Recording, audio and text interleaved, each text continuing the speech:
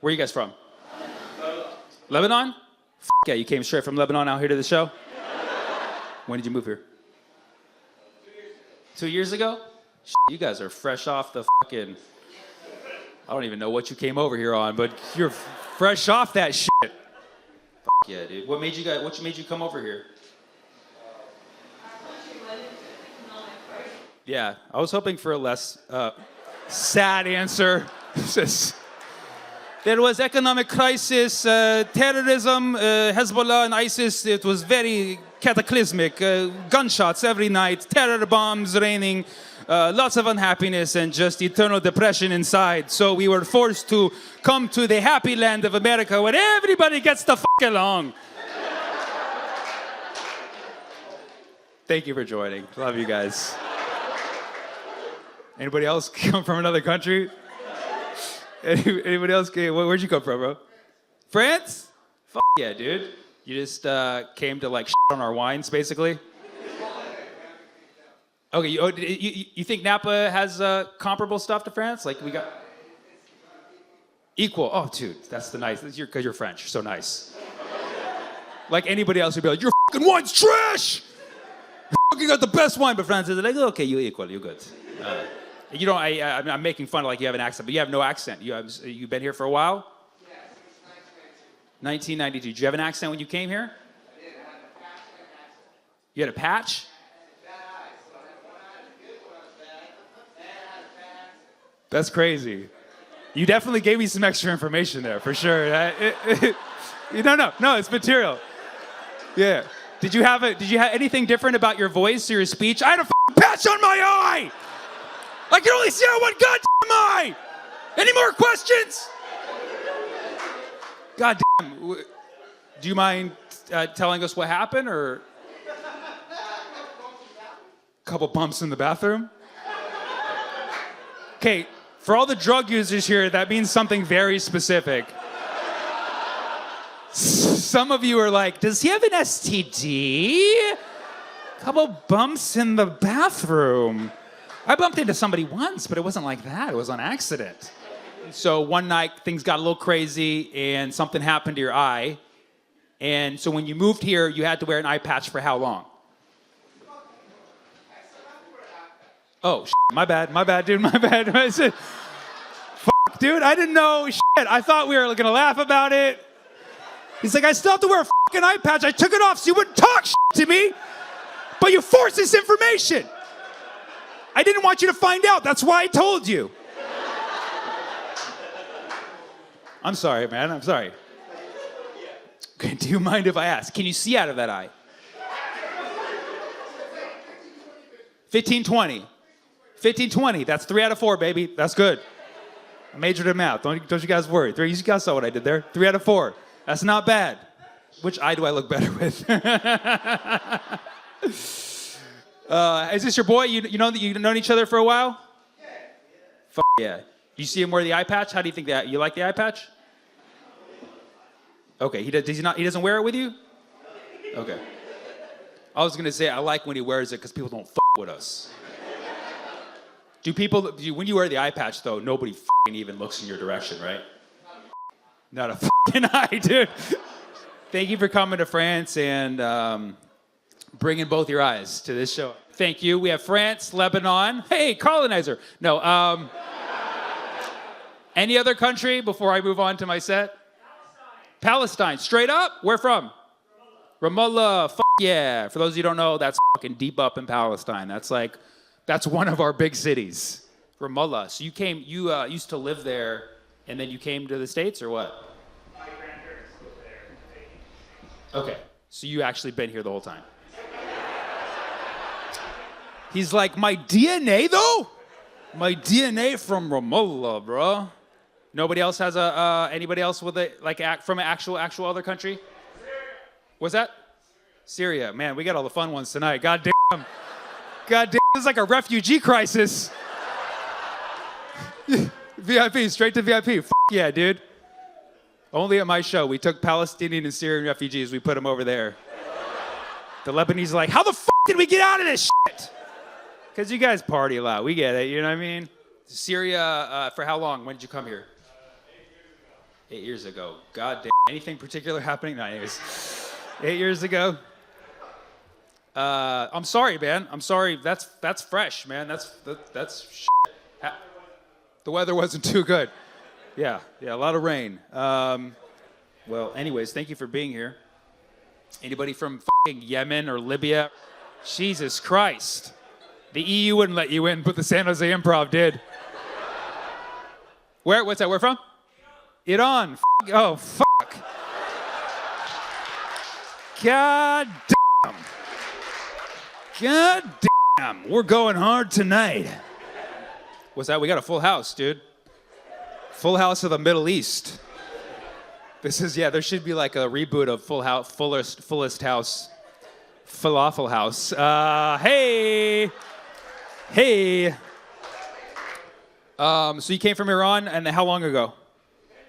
10 years. What was going on that prompted you to leave? You came for education. Did you find it? There was also an economic crisis. Seems to be a common theme here. Why'd you guys come to America? Economic collapse. Economic collapse. My family's dated back to the colonies. Why'd they come here? Economic collapse. That's the story, man. But you came here for education? Where'd you go? The great land of San Jose State? What's that? Oh, shit, classy motherfucker right here. Classy. Dude, Michigan, I don't know if for those of you who don't know, Michigan loves Middle Eastern folk. They take us. People are always like, oh, Michigan's racist. No, they fucking raised half of the Middle East with their fucking lake water. So you went to University of Michigan? You study there? What'd you study? Computer. One of them only. I study one computer. This computer look good, and I think I'm ready for everything else. You want to study another computer? No, just one. When this computer is good. You know one computer, you know it all. I am a monogamous computer guy. Well, if anybody needs their computer fixed, we got your guy. There's been evacuation orders for your specific area, and you've decided to stay. I'm here with my children and my father-in-law and my mother-in-law. The air here smells like dead bodies. Every single one I know who hasn't lost someone. My husband is in the US. I hope that we survive to meet him. Hello. So You can. Iman Basha, right? That's your name? Bashir. Yeah. Very nice to meet you. This is our first time communicating. Somebody had introduced me to your account saying you were in Gaza and you would be willing to speak. So thank you so much for joining. Thank you for trying to transfer our voice, or at least to talk about it. Of course. We all want to know what's going on there and what it's like to be there right now. And you are in northern Gaza, right? Yeah. And so I am in. Yeah. Go ahead. Camp. You've lived there your whole life? Yeah, I lived here my whole life, and I got married in the same area also. And so before I ask you a little bit about life in Gaza, I am curious because we all know that there's been evacuation orders for your specific area. You received the orders. I'm sure you saw the pamphlets were falling out of the sky, correct? And you've decided to stay. Can you tell us why? Because I think my grandparents lived this before, and it was a mistake, and I'm not. But obviously, internet might go in and out. That's how it is. Yeah. So how is the last few days do you have no electricity, no water, internet, none of it? None. We have no water and no power in 4 days now. My father-in-law was able to take off a battery of an old car, and we use it to charge our phones for the internet connections. This is Jawad, my middle son. Say hi. Wow. So so a car battery is now powering your whole home. The stereotype that Palestinians are crafty, and that definitely exemplifies. You are there now. I'm guessing right now it's what, like a little after 9 a.m. Right now it's in the morning. In the morning, yeah. So are there other people still in your neighborhood who stayed around as well? A few people are still here. Most of the people have evacuated to the south. Some people had some issues leaving. There was some airstrikes and such. Uh, my parent. I'm talking to you at the moment, and I don't know anything about my parents. I don't know about my family, Mhm. my father, my three sisters, my two brothers. I know nothing about them. And by the way, they live like 5 blocks away. And Wow. they talked to me in the night, and they told me that they were threatening people next to them, and they told them to evacuate, and they were about to, but I contacted them and I told them to come to my house, but my father refused, and I said I'm not leaving my house. And the last thing I know that I kept calling them and calling them all the night. I haven't slept, by the way, and nothing. The messages are failing. There is no connection at all. I can't even call it as bad connection. There's no internet connection at their place too. And I know nothing about them. I even wrote something on Twitter to ask the people to contact them. And people from outside are contacting them, and they are not replying. And by the way, like 3/4 of the Gaza camp right now doesn't have internet or power, so we don't know the news. We only hear airstrikes, we only hear bombardments, we only hear shelling, and we don't know where it is. I don't know if my family is alive. I don't know if my neighbors are alive. We know nothing. And You're if the battery of the car is gone, so it's gone. This is, I think, this is why I told you that we need to go fast yeah, on this life. yeah. This is last time. And you're there with your children. Yeah, I'm here with my children and my father-in-law and my mother-in-law. My husband is in the U.S. He's continuing his MA. He's studying the international law in Wyoming, and he was coming back in December. I hope that we survive to meet him. Are you able to speak with him? Is he in communication with you Yeah, currently? communicate Good. whenever we can. Good. And he is also having difficult times to do the tasks that they are asking him. Yeah. And he's he's a very strong man, and I hope that he could be able to see his kids. And does he know? And he knew that you chose to stay behind. Did he support the decision? Did he try to convince you to leave? Join the live. I have seen a message from him. Oh, he's on. He's on live. Yeah. Great. He knows you stayed. Did he urge you to leave, or does he support you staying? The Fulbright. He had the Fulbright scholarship, Mhm. and the Fulbright usually uh, has this choice of the people who get it. Oh, I'm really sorry. My kid It's okay. phone down. Um, yeah. There's this choice in Fulbright where they can take their families, but I think the Fulbright denied this choice for the Palestinians, Mm. and they have Abdurrahim that he can't take us. That's why we're here. I see. I see. And like you said, you've been there your whole life. For the people watching who know very little about Gaza and about people who live there, how would you describe life there? I mean, even before now, obviously now is even more extreme circumstances, but in general, how would you describe life in Gaza?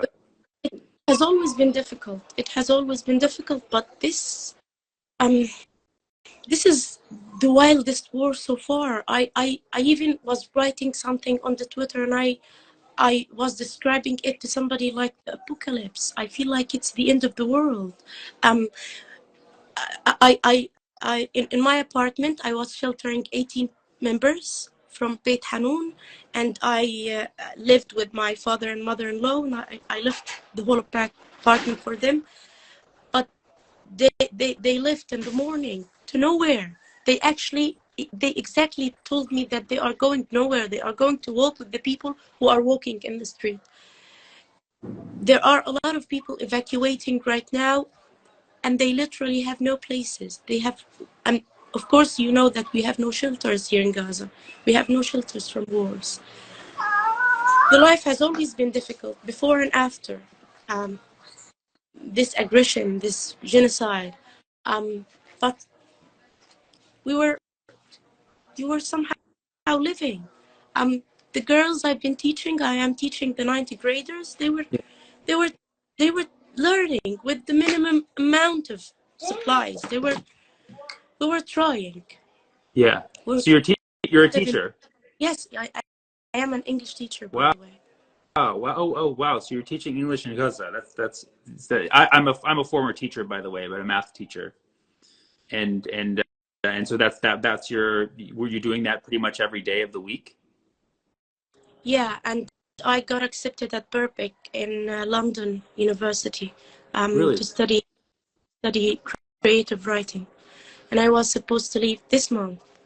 And you can see how life is going here. You can see how life was and how is it now. And now we're fighting for the smallest details, for the normal life in Gaza. Yeah. And I'm trying to what is happening here, because I know that it is not the truth what people are getting. It's not. Yeah. You know, the Western world largely knows very little about the situation and knows very little about the life that you're living and the life that anyone is living around you.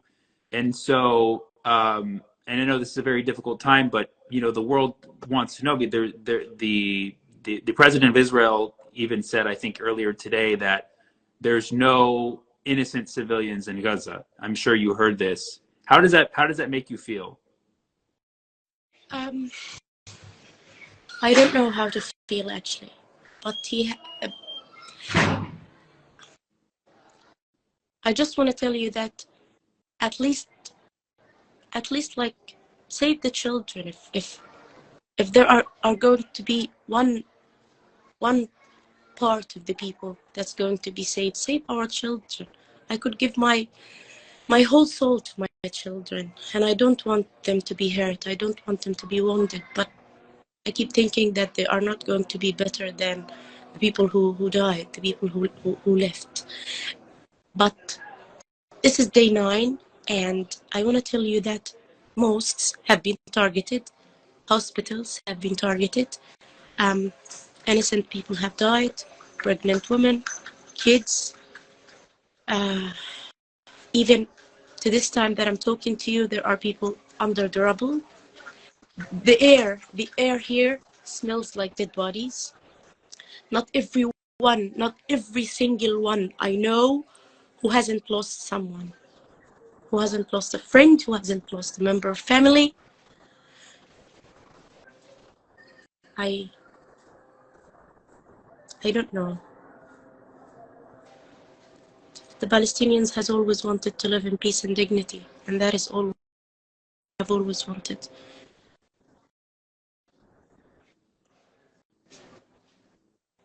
And thank you for, you know, saying these things. These are the things that people want to know. What you want out of life. I mean, everybody's looking for some kind of solution to the situation, and I know you just want a normal life, but what do you see as the solution? Whether it's politically, or whether it's, you know,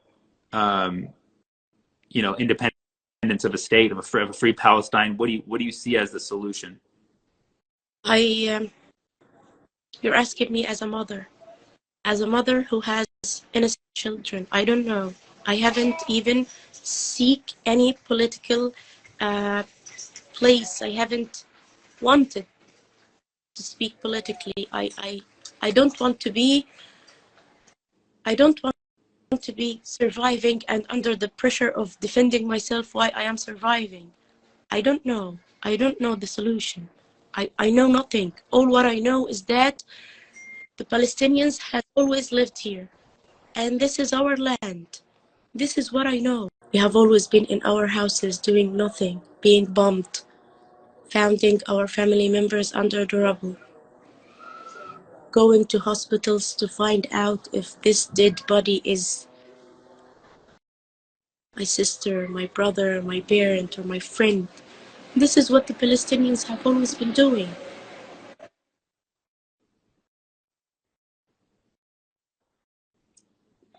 Is this something? Is this something that became aware to very young? The life that you live in Gaza, the feelings that you're expressing to me right now. Is this something that you were able to feel when you were very young, or did it come gradually as you grew up? I am the eldest. I am the eldest in my brothers and sisters, and I have always taken care of them. And I have seen my father being taken as a prisoner by the Israeli army. I have seen him in front of my eyes. I am about to become 32 years old, and I have never traveled anywhere but to see my husband, and we were only allowed 30 days. I mean, when I let's talk about funny things, about things that maybe the world thinks it's very easy for them and it's very simple. When I online shopping, do you know that I have bought something a year ago and it has not been received. Can you Um, have you ever received anything that way, or sometimes just things come, sometimes they don't? yeah, I sometimes have things, I sometimes don't, but the only letter we get it is that it is according to the mood of the Israeli army. If they want this thing to be entered or if they don't want. I even once ordered goggles for diving, but it wasn't because they think of it as it might be used as a weapon. Not everything is allowed, by the way. And mostly the things are allowed are books. Yeah. Now, you said before you just want to live a normal life. Do you feel like this is reflective of the people around you who just want a normal life? Do you think that some people are more angry than you? Yeah. I believe they are. They are even more angry. I was talking to my friends about the reaction of countries around us, and I told them that I don't care to condemn. I don't ask anybody to write anything. I just want to ask the world if it is logical, not to see, not to watch my kids' funerals, not their graduations. Is it logical? I'm writing my last because there is no guarantee that I'm going to be the next hour.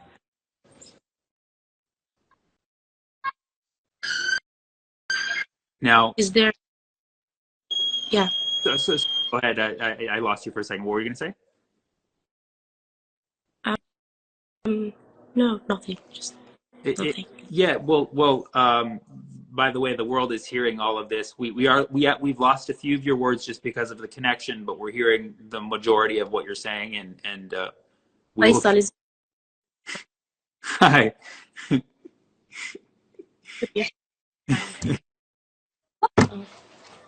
So, um, this is obviously, we're praying that you live. We're praying for everybody. This is your chance to say something to, let's say, America. I mean, I know your husband's in America right now.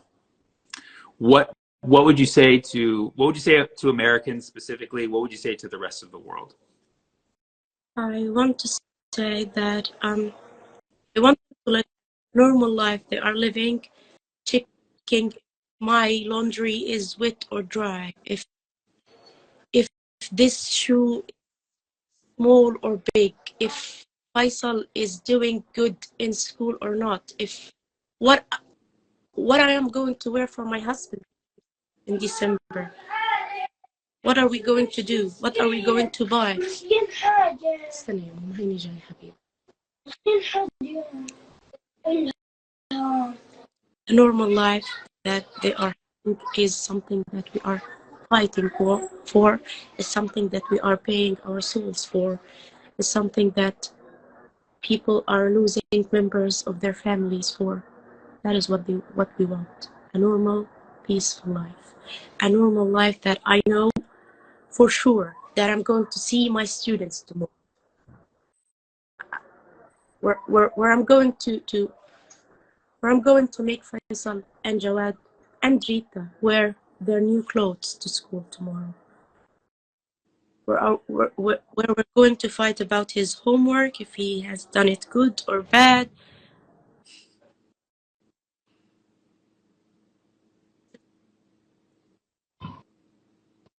Normal life. I'm really talking on behalf of all of the Palestinians when I tell you that this is the normal life they really want. I know you said, you know, you came from your answers as a mother. You don't feel like you know a political solution. But if you had to ask something from us, from the rest of the world, what would you ask of us? I would ask them to read clearly and to think logically. And I'm sure they will find the solution. Thank you, Iman. I really appreciate you coming on this live and sharing. And I will be posting it probably tomorrow, which is still today for you. I'm hoping that battery has the longest possible life and gives you all the electricity needs that you need. Is there anything else you would like to tell us? I want to say thank you, and thank you for amplifying our voices, the voices of the weak, the voices of the voiceless. Thank you so much for this, and I hope so many people do the same. Thank you, Iman. Have a fantastic day, and I'll be checking in with you later. Thank you. Goodbye. A lot of people in the comments are telling me go back to Europe. Well, my family is actually from Iran. It's going to be quite hard for me to go back there right now. I don't think it's the place I should be going to back right now. And hello. Hi, Noam. Hey, Sammy. So thank you for joining. Thank you. Tell us where you are. Right now I'm in Tel Aviv. Tel Aviv. Yeah, Jaffa, yes. So thank you for tuning in. What time is it over there? It is 9:45 p.m. 9:45 p.m. Okay, and you know, you're a friend of mine. You're a comedian, but just for the people watching, tell us who you are, what you do. Yeah, well, first of all, Sammy and I performed in Geneva like a few months ago. That's right. So it's tragic that we have to do a live again in those circumstances. Yeah, clearly they violated our Geneva Accord. Clearly. Yeah. This is the first time I'm laughing in like a few days. Yeah. So yeah. Well, it's an honor, and I can't imagine what you're going through right now. But you have a unique perspective on everything, and you've been through a lot in this last week, and people want to know what's going on in your region. So tell us about what you do, and tell us what you've seen and what's happened. Yeah. So I'm a comedian like you. I'm also an activist. I'm Israeli Jewish, but I grew up with Palestinians, and I've been active my whole life in human rights, peace, justice, however you want to call it, movement. And I mean, right now we're experiencing one of the toughest moments that we've ever experienced. I don't know how the audience or people who are listening to us, how much they're informed, but since Saturday, basically, things have been really, really, really tough. On top of things being already very tough, it's just been really, really tough. All the narratives, all the escalations, all the possible miseries and violence and everything just like escalated in front of our eyes.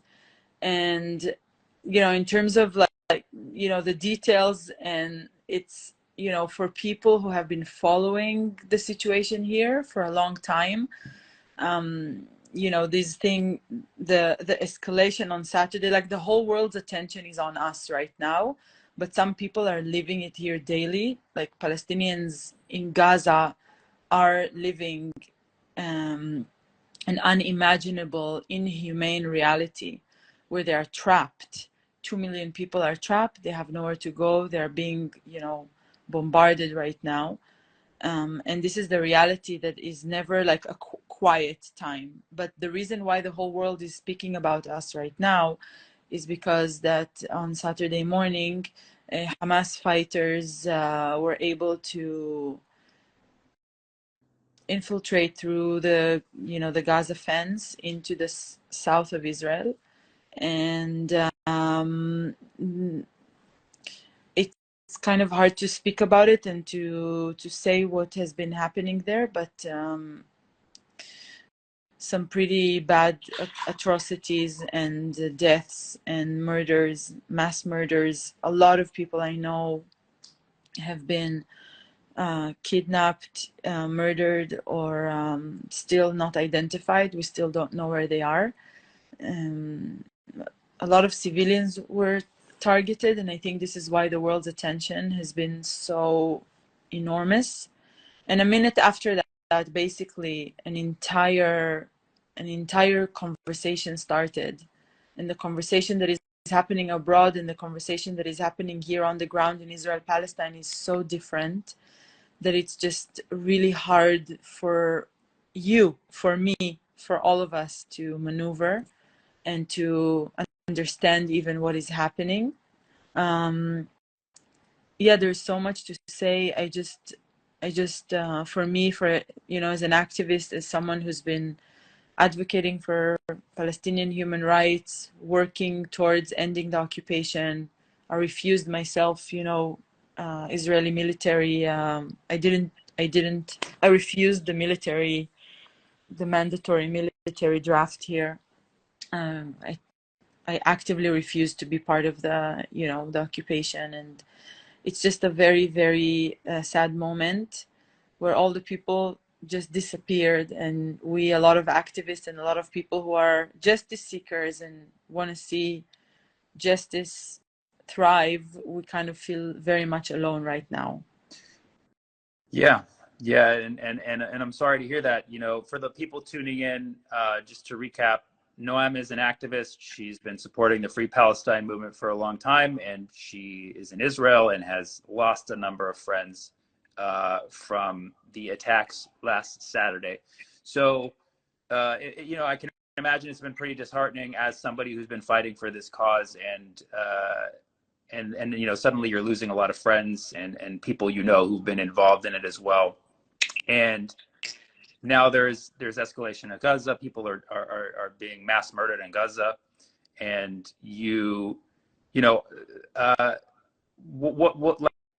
first of all, I want to ask a couple questions about we see some questions here in the comments that are, people want some clarity and stuff, and you've never been one who's been succumbed to propaganda. You were always kind of clear and on top of things. So just to clarify, there's a lot of, I guess, myths circulating around about what actually happened on Saturday, but you've confirmed people have died. Do you know, to the best of your knowledge, how many people have been confirmed to have been killed on Saturday? And also, do you know how many people have been killed in Gaza? Here in Israel, I think we're looking at 1,300, and maybe the numbers will go up, around these numbers, because there are about confirmed in Gaza, the Israelis that are in Gaza confirmed there is about 100 or right, 200. I don't know. Anyways, people killed in Gaza. Israelis that are captured, that are held hostage in Gaza. Yeah, right. In Gaza, the death toll there's no way to know right now. Right. It's mounting up. It's above 1,000 people already. People are saying close to 2,000 and 5,000 injured. It's just, it's horrific. It's just unspeakable. It will lead us to more disaster. It's just insane. I think that on a human level, like if we look at things, you know, chronologically from Saturday, the thing that has been kind of hard for me is I'm someone who has been speaking my whole life, you know, against the occupation, and I've always been speaking about Palestinian suffering and looking at the way that Israel is treating Palestinians. And, you know, Palestinians have never asked me for like receipts for where my knowledge is, you know, people trust me. And suddenly when I was kind of speaking about what was happening on Saturday, what was disheartening for me is that people were kind of like not really believing that suddenly there are so many Jewish victims, you know, and we're coming with all kinds of justifications and with all kinds of really, really tough things to hear. And so, yeah, I think that people jumped into this notion of, can you give us a context to why it is happening? And, you know, as someone who's mourning people I know and people that we know that are kidnapped and killed, it's, you know, it's so disheartening to be faced with this. It's like, tell us, you know, give us a proof. What do you mean give us a proof? My friend is, one of my comedy writers is looking for his wife and his daughter. Like, he doesn't know if they're alive or hostage in Gaza. And it was just a really, really hard moment for a lot of us, for a lot of activists. Yeah. And now, and so yeah, you know, you've definitely confirmed, you've witnessed, you know, people who've disappeared, you know, of people who've been killed. Now, I think the importance of everybody understanding the severity of what's going on is people need to have the best sources of accurate information they can. At the same time, there's been a lot of circulating claims about what Hamas did. Now, you know, and people have already brought it up in the comments, and I know it's ridiculous that this is even like a talking point, but the fact that it's being thrown around so casually and used to stir up hatred for Palestinians is the 40 beheaded babies. What do you know about this? And, you know, I know it's an emotional question. I know you know a lot about. Yeah. To be honest, I don't like. There is, rightfully, there is like an obsession about this misinformation. Yeah. There's like 40 beheaded. For us, we're burying the kids here. We don't care, like beheaded, not be like they were murdered. Like, so this kind of,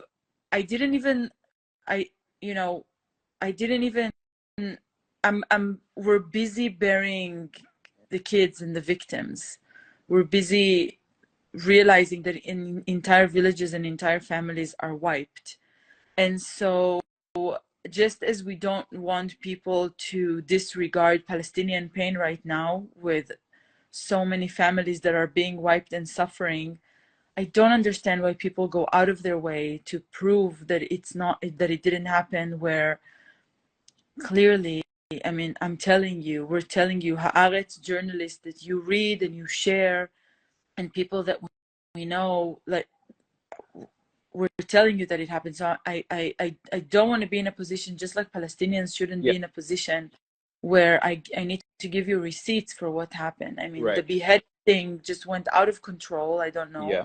But the reality is that, like, kids were taken hostage and kids, you know, are being murdered. And so, you know, the other thing is, you know, people are going out of their way to show, you know, that the hostages are being treated this way or another, and that the kidnappers have been taking, you know, didn't rape. And like, I've heard, you know, testimonies. I've heard a testimony from a survivor who saw that in the party, in the music rave, there were rapes, there were sexual assaults, and then killing of you know, of the women. This is a very, very sensitive topic, obviously, and I know people don't want to believe it, but men do horrible things in battlefields, like men, like, who are fighters. Like, I never deny, you know, what my side is doing, and I think it's a very, very it's a very, very, very important moment for people to look at the truth of these incidents. We shouldn't be denying people's pain. I have worked, I've fought my own people. I've fought, the amount of time Israelis are trying to convince me that the Israeli army is doing things morally. I know that these are lies. It's propaganda. So I don't understand people going out of their way to prove the morality of these horrific acts. I just, as a piece, like a human rights activist, I just don't get it. And Yeah. yeah. And so you yourself know people who are missing right now, and know people who are missing right now. And you did mention like how there's been discussion about how the hostages have been treated and stuff. Do you know anybody who's been in communication with anybody who is being held hostage, or any information about people who are missing, where their whereabouts are, if they're in Gaza or where they are? Yeah, there's a lot of information circulating, and I think because now Israel is bombarding the Gaza Strip, the families here are going out of their way to try and find a way to bring them back, or to have some kind of negotiations so that at least they can bring them back alive. But given the heavy bombardment and really mass destruction and mass murder of Gazans right now, I don't see how Israel is doing anything strategic to bring them back, because it's just bombardment everywhere. So it's almost like Israel is choosing to not, hold off and see where the Israelis are kept or captive, or if we can even bring them alive. Israel is choosing, just to bombard Gaza without even understanding and stopping and realizing where are the hostages, and if we can prevent innocent lives from being destroyed in Gaza right now. It's just senseless, bombing in Gaza.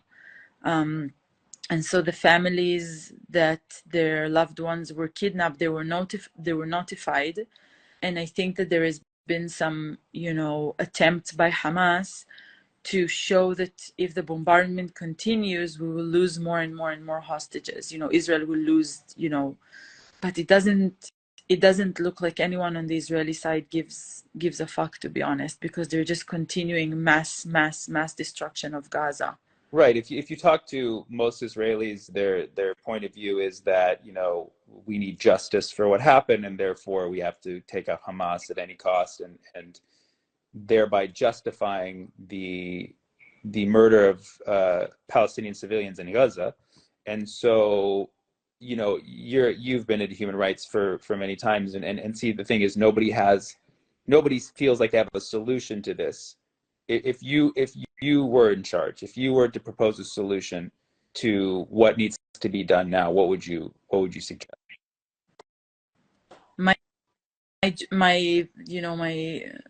large scale dream is, that we're living equally and freely on this piece of land, and the two people have, the same rights, the same access to the same resources, and that we're living in complete equality, and freedom on one piece of land. This is like my, the utopian kind of big scale dream, right?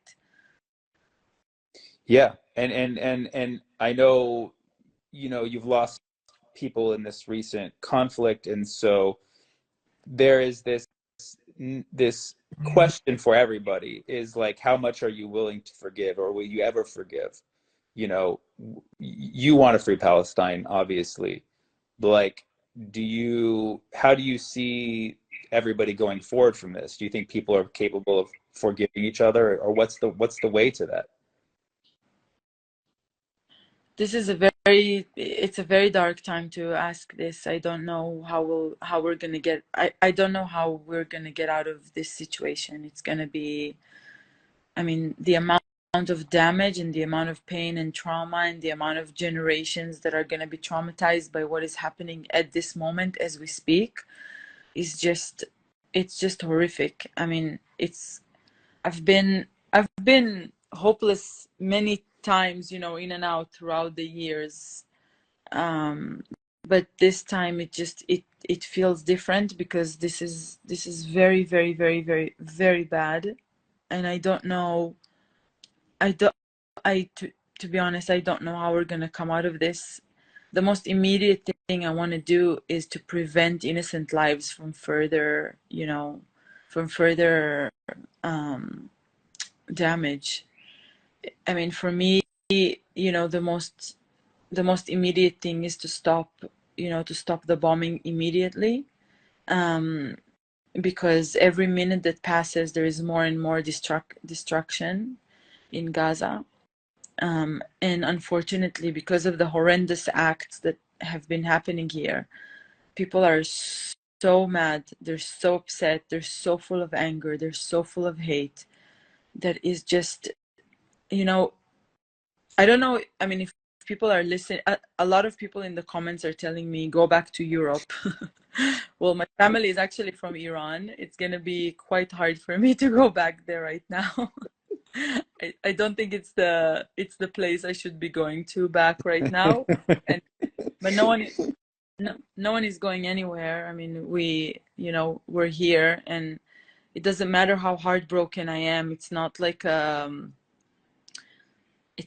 privilege to stay human. It's my duty to stay human, you know, and to make sure that, I don't know. I got a lot of messages from Palestinians telling me, please don't lose hope. We need you. Like, we don't lose you, you know. And it's like, my message is, I'm never going to change what I believe in, right? I mean, I think we are being tested when it's tough. That's when your values are really tested, right? When it's very, very, very tough. And for me, I'm just, the only thing that keeps me kind of going is to know that no matter what happened, I'm gonna stay. I'm gonna do whatever it takes to, you know, to continue being a voice to people who still want to believe and to people who still want to hope, because I just can't bear the thought that everyone around me is losing hope. It's very, very lonely. A lot of people, a lot of friends who've been protesting the Israeli government, and they're still very much against the government right now, but we are very united right now because of this attack by Hamas. And so it's very, very hard to speak about being pro-Palestinian or speaking about Palestinian human rights, because people are so involved in their own grief that they just don't want to hear about it right now. Now, if I know people are upset with a lot of different people right now. And, it's easy to blame a lot of different people for everything that's going on right now. Do you have an entity to which you point the most of the blame, or who you feel betrayed most by? I mean, the amount of anger here and the amount of blame that is going towards the Israeli government is enormous. We're seeing ministers from Netanyahu's government trying to go to hospitals to comfort the wounded from this attack, and they are being shouted at and they are being kicked out every time they try to engage right now with citizens. The country is run by citizens right now. People are donating and people are helping each other, and people are helping people with like the funerals and everything. And we're seeing so much anger and blame on the government. It is crazy. You have to understand that there is like a large camp here, like a liberal camp, that have been protesting this government for months, for almost a year. And we've been warning everyone that this government is going to bring a disaster on us. And I was part of these demonstrations. So we, the people who have been protesting, we feel like we've warned everyone that this government is going to bring a disaster upon all of us. And so the same people who have been protesting, and the same people that knew that this government is gonna, this neo-fascist, like really horrible, horrible extreme right-wing government is gonna bring a disaster on us, we feel like we've been warning everyone for a long time. And now we're also in the field, like having these conversations, trying to post, trying to have some sense, have some logic. And we feel like we are trying to repair what this government has just destroyed. There's a lot of blame on the government here in the street. And yeah, and I know you've been very vocal about them, for quite some time. And How, um, how do you feel like, what is the sentiment like in the diaspora? Like also you as a Palestinian American, how do you like? I'm first of all, I'm in America. I'm surrounded by Americans. Americans are largely quite ignorant to everything that happens in the region. And as someone who's been explaining it to people via humor, which is my job as a stand-up for 16 plus years, I speak in dum dum. And so this whole situation's been very stressful for me because I have a very strong emotional connection to Palestine. I have family not in Gaza, but in the West Bank, and I have family in Lebanon, and they're all terrified right now and watching what's unfolding. And I can't speak for Palestinians because I'm not there. I can't speak for people in Gaza because I'm not there, but I see the atrocities. Me and my family have been speaking up about it for many, many years, and to see this, it feels like a setback. I personally am not one to cheer on violence and escalation. I want this to stop. And again, I'm removed. I'm not there. I hear so many people in Gaza saying that it's better to fight than just to die living in a cage, which Yeah, I empathize with those sentiments. But at the yeah. same time, like, how many more children are we martyring this time? Who speaks for the children? Who are we to decide that they don't get to live because that's the way you feel? And that's how I feel. And I'm not saying that Palestinians shouldn't resist. I'm not saying that we need to end. I'm free Palestine and the occupation, but I think that Hamas failed the people once again. Not, not only, Yeah. not only that, Sammy, I'll tell you, as you know what, I'll go even deeper with you. Like, I see myself as a Jewish person who's part of, the movement to end occupation. And I fear that now the entire Palestinian resistance movement is being painted just by these horrific acts. And I don't know how, I truly don't know how us, like Jewish allies and Jewish activists to end occupation, we're going to have to, like, together with Palestinians, like, we were going to have to rebuild a lot that is being destroyed, because Yeah. it is going to be so hard to convince people that the plight for justice and the plight for freedom is not painted by these acts that happened on Saturday. That Palestinians have so much more to offer, that we have so much more to offer for ending the occupation than horrific murderous acts. It's not. It's just and it's for me. Amazing people that I know, Sammy, I don't know.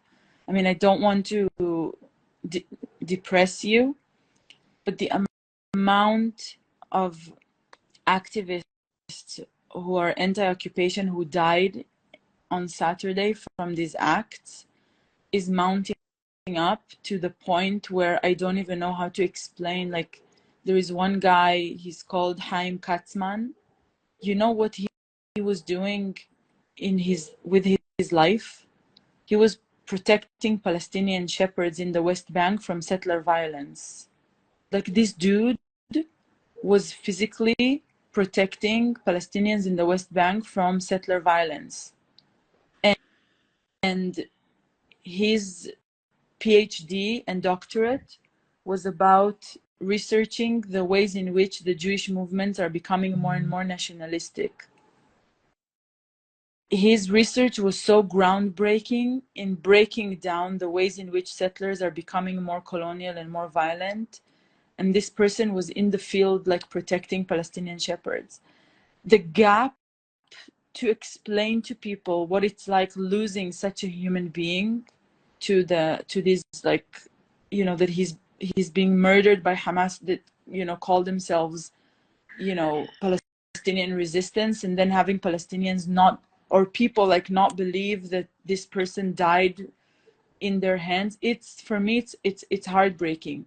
The other person is a former soldier who gave, like, a breaking the silence testimonies.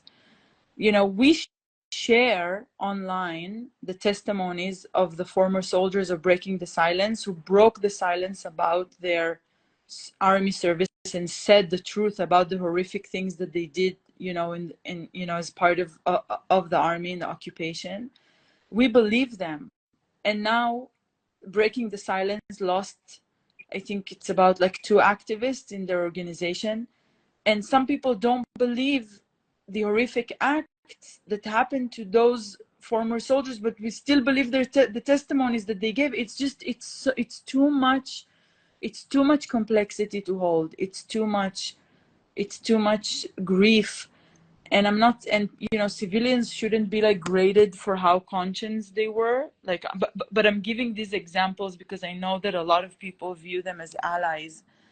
And I'm trying to find ways for people to connect to the reality, to what is happening here on the ground for us. How to comfort people, how to talk about the nuances of what is happening here. It's very, very, very difficult. And I'm trying to find ways to, you know, to talk about it.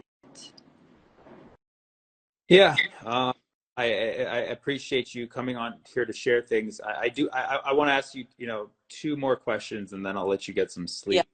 Yeah. Number 1, for the Israelis and people around the world who are standing with Israel and basically upset, or maybe at some point had hopes for the end to Palestinian occupation, but now have, you know, either changed their mind or are, you know, second guessing because of what's happening. What would you say to these people? Tell me again, to who to speak to Who is your exactly. Israelis, and then people around the world who are standing in support of Israel, who at one point, you know, wanted freedom for Palestine and wanted an end to the occupation, but are now either on the fence or have changed their mind because of the recent events. What would you say to those people? Yeah. First of all, I want to say that I really understand the pain when your blood is boiling because you're witnessing so much pain. It's hard to think straight. But I want us to not lose our sense of humanity. And I want us to completely disengage from any thought of revenge or dehumanization of Palestinians. We have to immediately withdraw from anything that is leading us to dehumanizing Palestinians or thoughts about revenge. Because these kind of thoughts and these kind of acts is what led us to where we are right now. So if you're listening to me and you're angry and you're frustrated, and I know that you are, and I'm the same, the answer to this, like, this is your testing point. We are not tested when we're sitting comfortably in our homes. We are tested in real times when we are in pain.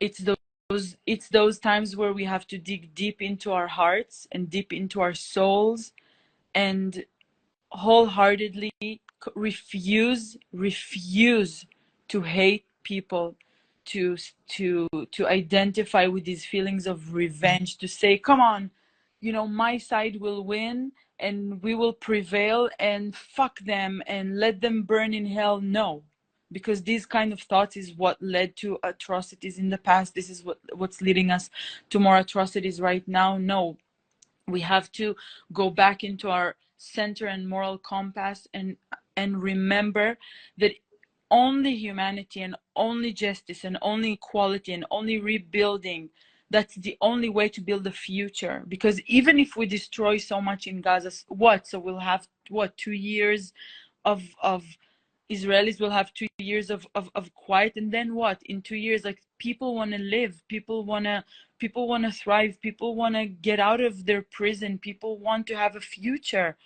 people want to have exactly what you have in the US or exactly what Israelis have. They want to travel, they want to see the world, they want to develop, they want to build families, they want to have their own. Nobody's ever gonna, you know, let go of these dreams. We can't expect people to let go of their dreams. So I'm asking people who are not getting any support, not getting any solidarity right now, to just go back to your center, refuse any kind of senseless hate, refuse any kind of, you know, feelings of revenge, and get back quickly to your humanity ASAP. Thank you. And this question may have a similar answer, but it's a different question. To the Palestinian people or people who are standing with Palestine, who hate you or dislike you because you're Israeli, or people who are Palestinian or support a free Palestine, who are justifying what Hamas did, the recent attacks. They're upset about 75 years of occupation. They're upset about the constant bombing of Gaza, and they're seeing that, and they're angry about that, and the anger is directed towards you and all of Israel. What do you say to those people?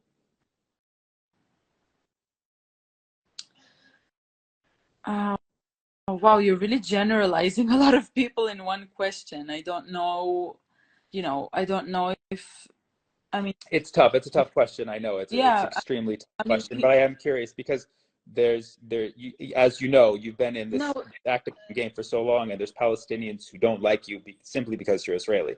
So, with everything that's waiting on them, the 75 years of occupation, and what's happening in Gaza right now, all of that anger and everything directed towards you or in general at Israelis, what could you say to them? yeah, I mean, to be honest, it's really tough for me to answer that because, if someone hates me just because, I mean, I don't know if there are a lot of Palestinians who can fit into this question, to be honest, Sammy. I don't know if there are a lot of people who can fit into this category. Mm-hmm. But again, blood is boiling right now. People are super, super on the edge, right? I invite I invite people to, really look beyond the headlines and the propaganda and understand that there has been massive pain from these recent events. It's like there is the propaganda of the West right now, of the US and the narrative with Israel, and there is so much recognition for for Jewish and Israeli pain, and I can put myself in a position of Palestinian to look at this and to say like, wow, there's so much compassion from the world. Like what the fuck, we want compassion to Palestinians as well.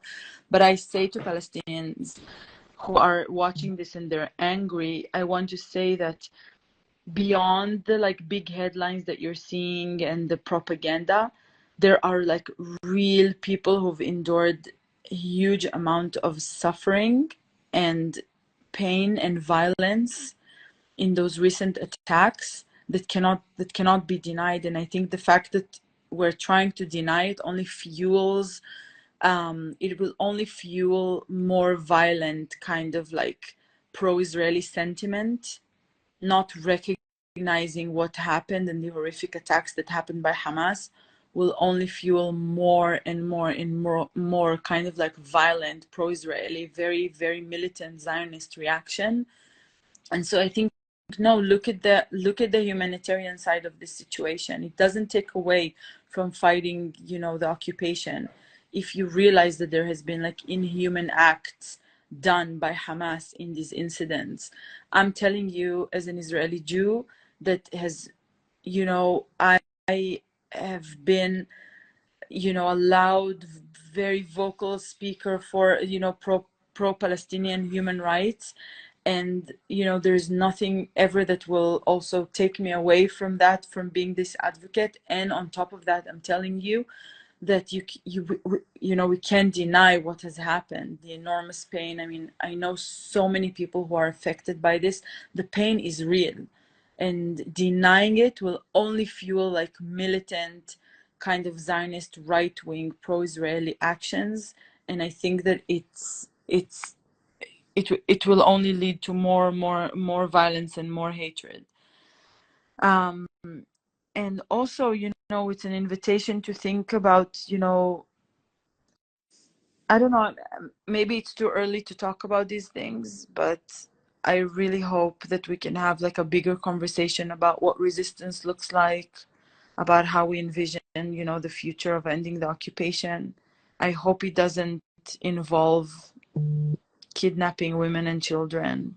I don't think it will accomplish the goal. It will only lead to more aggression. Yeah, it's the time to be human. So much suffering, so much pain. I can't even. Well, thank you, Noam. I know that last question specifically I gave you was a tough one, and as much as we all, everybody has their opinions on this and stands for some kind of action. Nobody actually has an actual solution. We're all just kind of, following our instincts or following our gut. So I appreciate you, sharing what what you've experienced. Is there anything else you'd like the world to know about what's happening from your perspective as somebody who's been supporting Free Palestine on the ground in Israel for many, many years? What would you like the world to know now that everything has happened this last week?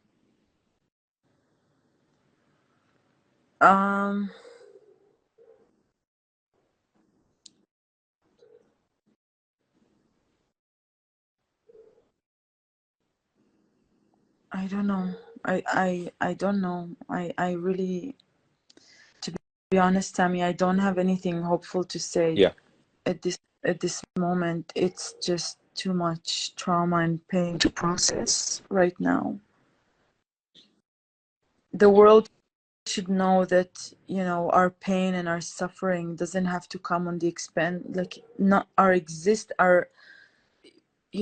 there's such like people have such narrow paradigms for the conversation. I'm trying to hold so much complexity in one person. It's very heavy on me.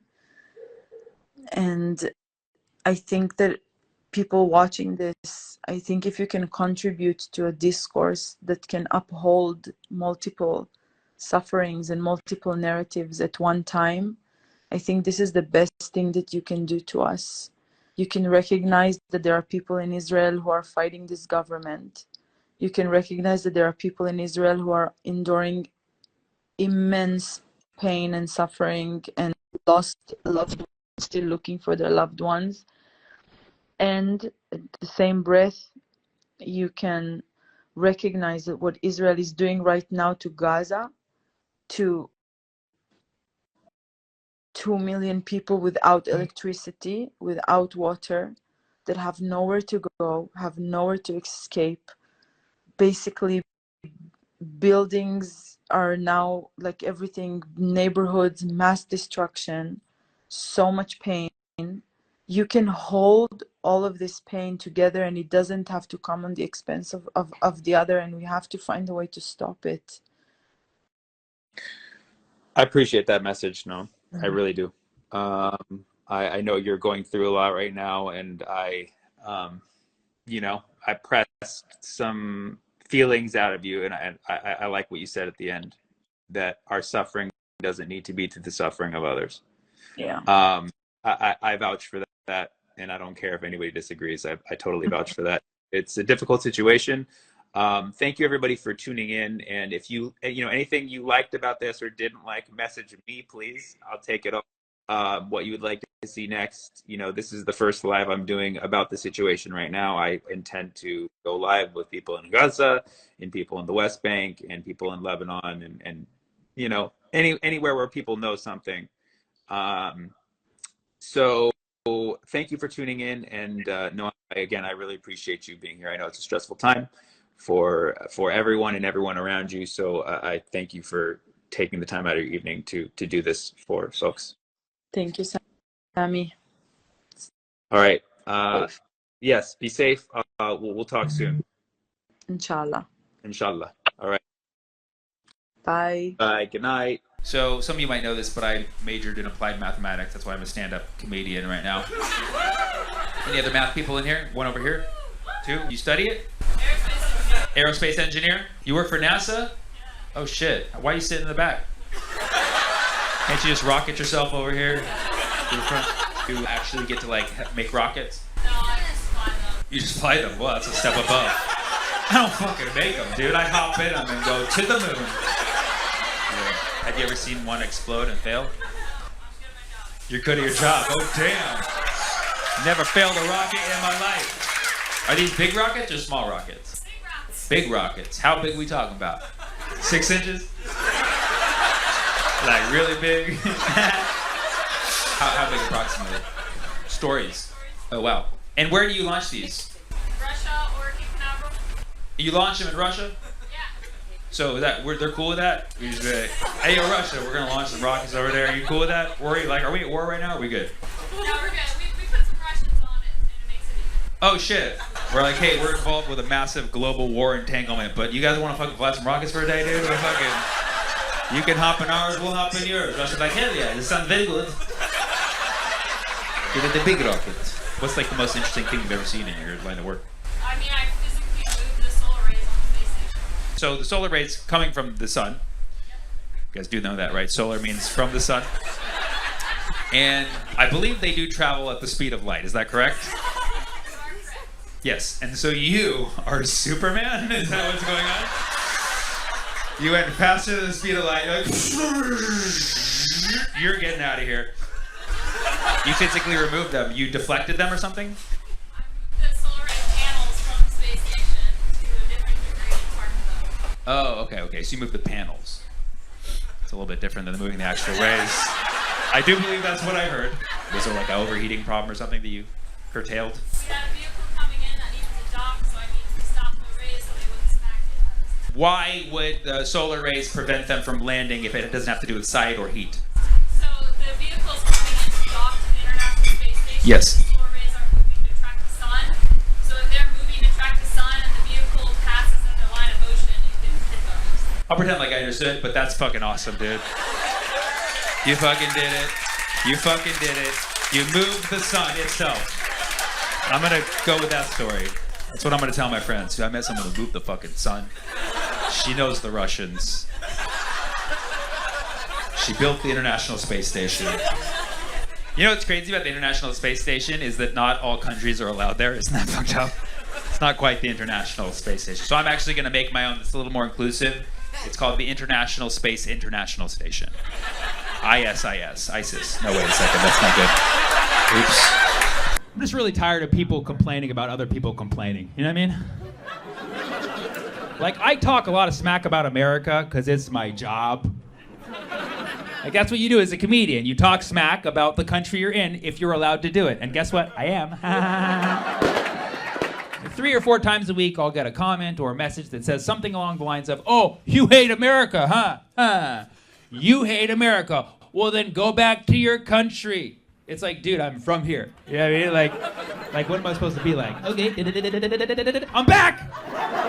The reason it pisses me off so much is because I'll then look at their profile, and they're just complaining about some stuff in America, too. They're complaining about the potholes in the roads, how the taxes are too high, how there's words you can't say anymore, how there's words that people still say that hurt their feelings, like you hypocrite. You hate America too, just different parts as me. Can we not all agree that we all hate America just a little bit? That's what makes America dope. You have the right to hate the shit out of it. That's how we make it better. We hate it, we make it better. We hate it, we make it better. That's what the founding fathers did. They're like, I don't want to buy this tea. And they threw it into the ocean. Started a country. This nation was founded on the spirit of being a Karen. Okay? That's how we roll.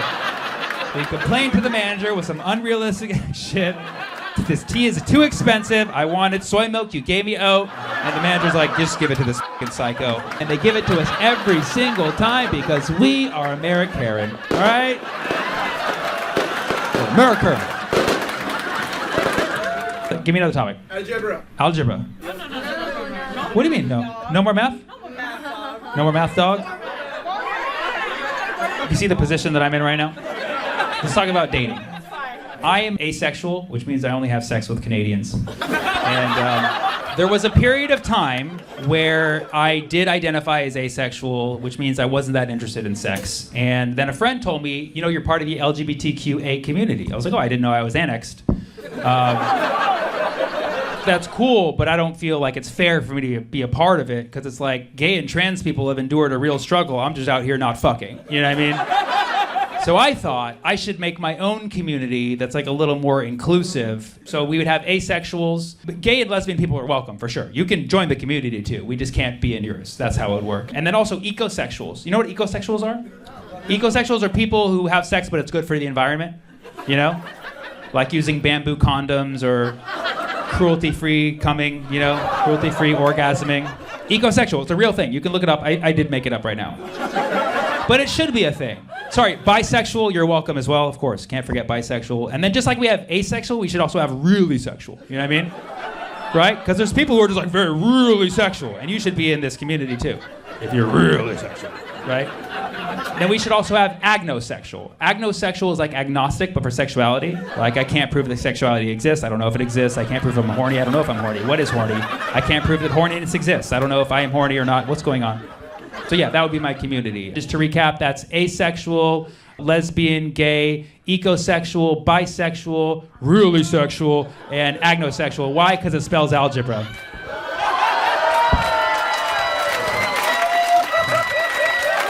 You can't escape the math. How's the crime rate here in Austin? Serial killer. There's a serial killer on the loose? Tell me about them. And note, I chose my pronouns very wisely there because I believe in equal opportunity for serial killers. He's or they are. Thank you. Until we catch them and know their preferred pronouns, we should not project. College age men on Rainy Street. On Rainy Street. Ooh, that sounds scary. They all look the same. Oh my God, they dump them in the river? All these men look the same? At first. Oh shit, what, can you tell me a little bit about what they look like? Like you. Okay. Like you? Can somebody walk me home? I think my hotel's on Rainy Street. You said young, you said Caucasian? Yeah, fratty. Really fratty. Fuck yeah, I got this, dude. So going after frat boys, basically. Essentially. I don't know. I kind of like this serial killer now. I'm like, does anybody live near Rainy Street?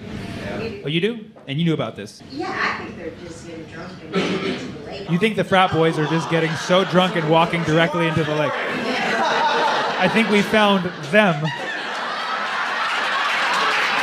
Get them before they can reproduce. Wait, what? Get them before they can reproduce? Born and raised in Austin. Okay. And it didn't start happening until they are inebriated. They walk home. They haven't been in Austin for, they're fairly new. So it's pretty easy to walk directly into a lake. Yeah. I was totally joking about you being the serial killer. Now I'm like, oh, for sure it's you. You're giving like reasons, like you have a testimony out. Like, well, number one, they're not from here, okay? They can't tell water from land.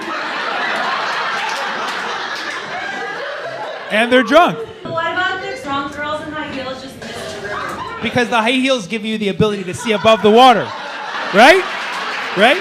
Yeah, we got you on that. Take us to court. You can't fucking do that. Especially school shootings. Okay. Ooh. You would have think Colorado would be quicker on that one. If you had to give some words of wisdom to aspiring teachers, what would you tell them? Get out while you can. Get out while you can! Wow! Is there anything I haven't talked about tonight you guys want to hear about? School. School. Okay. Whew. Okay. School. Yes. Yes.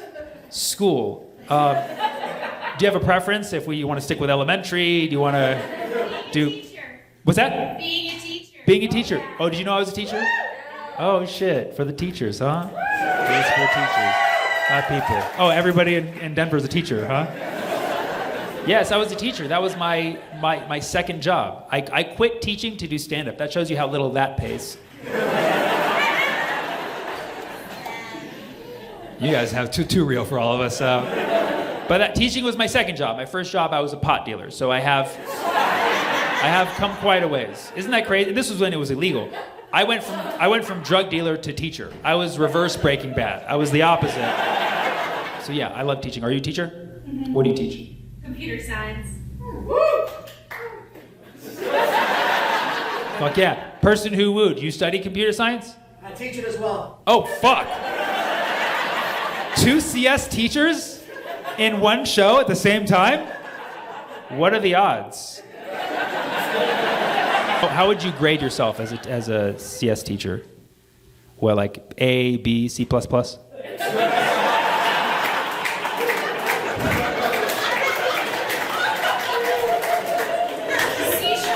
C sharp. Okay, nice. Nicely done. Whoa, touche.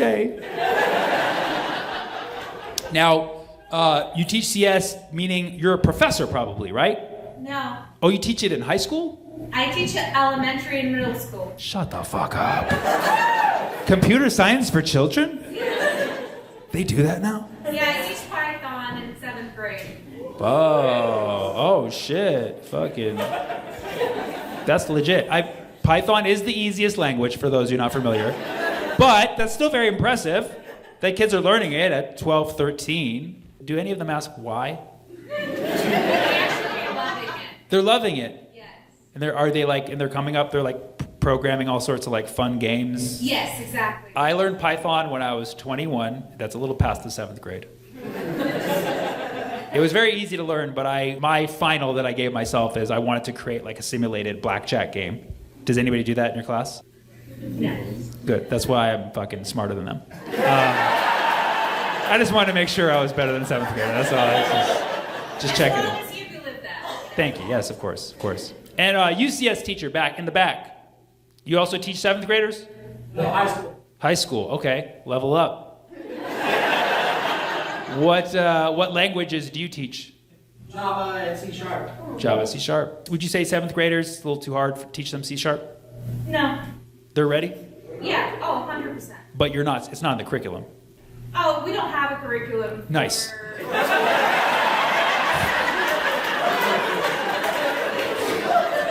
What's going on in the schools in a nutshell? Oh, we don't have a curriculum, dog. We just go with the flow. I'm teaching computer science to young children. Do you think we have a plan? Well, China, they're teaching C sharp when you're 3 years old, so. Most teachers do love the act of teaching. They want the kids to learn, most of them. At some point, a lot of teachers get jaded from too many years of bullshit. And I get it. I had 6 years of bullshit. You been through it too? Oh, yeah. How many years do you teach? 25 plus. Yeah. 25 plus. Holy shit. Are you still teaching or you done? Oh, yeah. Oh yeah, fucking hate it. Still there. Yeah, I wish I was done. That's good. I have a lot of teachers who I remember had that permanent I wish I was done face. What do you teach? Middle school. Oh, well fucking no wonder. Middle school. No wonder you wish you were done. Language development. Yeah, that's crazy. It's like 25 years, but they still keep becoming 12 and 13 every year somehow. How does that happen? So you teach just a little bit of everything or what? Yeah, well, it's speaking, reading, listening, and writing. Speaking, reading, listening, and writing. What? Yes. What? I was about to make an ADD joke, but you made it for me. What? Speaking? Listening. I could see how that's very tricky to teach that specific age. Oh, yeah. Yeah, oh yeah. Well, if you had to give some words of wisdom to aspiring teachers or young teachers, what would you tell them? Get out while you can. Get out while you can! Wow. Wow. Yeah. That's so true though. And I'm a first-year teacher in English language arts, and she's saying it now. This is his mom, and you're a first-year teacher. Yeah. And she just said, get out while you can. That's also what she said to him when he was in the womb. Get out while you can! You got 9 months! How are you liking it? I like it so far. I mostly teach high school, but I also teach kindergartner through 5th grade as well. Oh, you lucky fuck. That's a really sweet age spot. Like, I feel like the 5th grade is where they become devils. They're so formal when you get to 5th grade, and then somehow you're like, please don't lose your humanity when you get to 6th grade. Yeah. Oh, but they do. But they... She said, oh, but they do, for those of you who... That was classic. But that's good, a family of teachers, that's a beautiful thing. and clearly never paid attention to your mom's groans over the years. It still didn't stop you. That's the spirit that we need as teachers. The biggest problem that I see teachers having is connecting with the students, because often students don't want to listen to you. And so that's why good teachers are naturally charismatic. And I can see that with both of you. I can see the charisma. You know, you like to joke, you're honest. You know, a lot of teachers they have this disconnect because they don't have charisma. I think the easiest way to connect with students is through jokes. And it's part of the reason why I left. But I really think that comedians and teachers could work together, you know, where comedians can help train the teachers to be funnier, to connect with students so they learn more, and then the teachers can train the comedians to not be dumb pieces of shit. It's a win-win situation. Teachers, thank you. Okay? Yep. I love the teachers. I do this for the teachers. And honestly, I think there's never too many teachers. And there's never enough good teachers. We need more good teachers. And we need more teachers. We need more money in teaching. And every fucking problem in America could be solved with more and better teachers. Yes. Yes. Especially school shootings. Okay. Ooh. You would have think Colorado would be quicker on that one. How much fucking time do you guys need? Because nobody wants to shoot a good teacher. That's true. Exactly. That's why I said it. And everybody's like, that was a bit harsh to the bad teachers. Well, maybe there's an incentive program. That's all I'm saying. If the stakes were a little higher,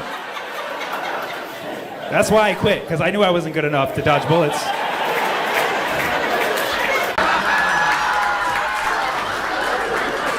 Born and raised Arizona, where are we at? Pride, hell yeah. Here in this area? Yep, born and raised. You got a deep voice, man, I fucking like it. Is that from all that dry heat?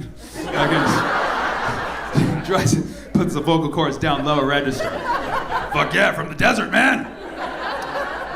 Yeah, awesome. Would you recommend it to other people who want to move here? No. Is that no because you don't want more people here, or you don't? Well, apparently you guys. We don't want them here. You don't want them here. We don't want them here. Okay, fine. I didn't like the way you said them, to be honest. You could have just said we don't want more people here. You're just kind of implying we don't want them here. Who do you mean specifically?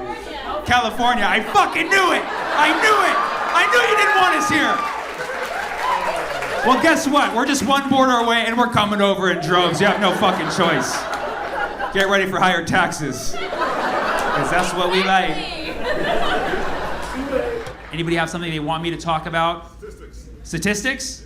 As if we didn't cover that enough, all right? Okay, I'm cool with that. Anything else? Fucking... What? Not your mom. Not my mom. Yeah, don't do that. What? You don't want me to talk about my mom? No. Okay. No, but this is interesting because this is like a math thing, right? It's like, for people who know math, in the space of things to talk about, there's my mom, and then there's not your mom. And he's talking about the dark outer space outside of that circle. I'm a teacher. Woo! Okay, calm down. This is not the fucking union, all right? But it's good. We got teachers here, apparently. That's what I appeal to. Fantastic. You teach math? Geometry. Okay, cool. Hey. For those of you not familiar, that is math. It's just stats. Are you a stats guy? Yeah. Did you study stats and sort of? Yeah, kind of, sort of? That's what I got into afterwards, after college. After college. That's a very weird transition. You study statistics, or you just like got interested in it? I got as into kind of analytics. hobby. Fuck yeah. So you're familiar with like the normal distribution and... Nothing that has to do with trucks. That's what you work in? Trucks? Scheduling for trucks. Scheduling trucks. And you use stats. Logistic. Thank you so much. Thank you so much. Keeping it very broad over there. You know who's also into logistics? Not my mom, okay?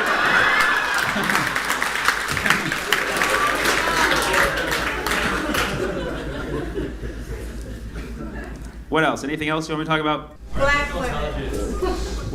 Okay, I heard one here. I heard one here, and I heard it. And what was the one over here? Artificial intelligence. Artificial intelligence, and we had, can you shout it out again? Black women. Love it. These are great subjects. Artificial intelligence, a lot of people are very worried that it might replace us, take our jobs. Is anybody here concerned? You don't think that it could do that same optimization to figure out those truck routes? Still need people. Too many people? Still need people to fix Still it need in people. between. Okay, that's true. Yeah. Anybody here legitimately worried that AI is going to take their job? Yes, you are. You're also worried about them coming to Arizona too, or what?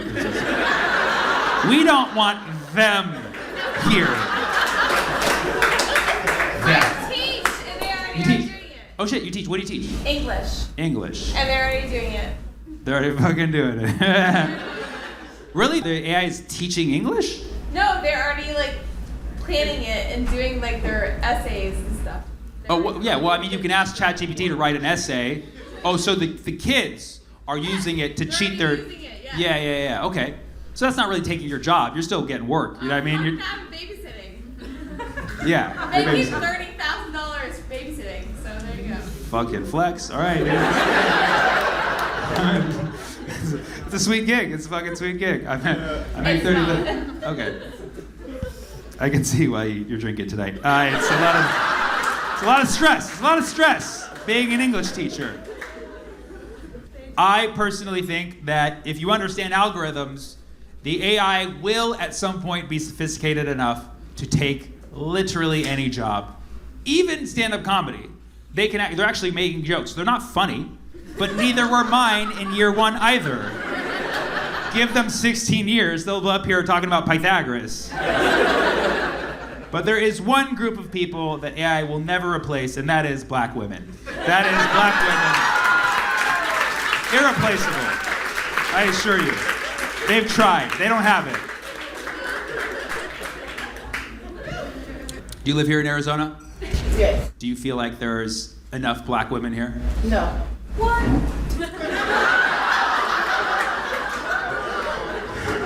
Who was that? Somebody you know, or? Okay. We have a couple, all right? So more black women in Arizona is what you would like? Yes. Okay. How do you feel about that? Huh? How do you feel about that? Is it okay for them to come over? Yo, suddenly you love it. Suddenly you...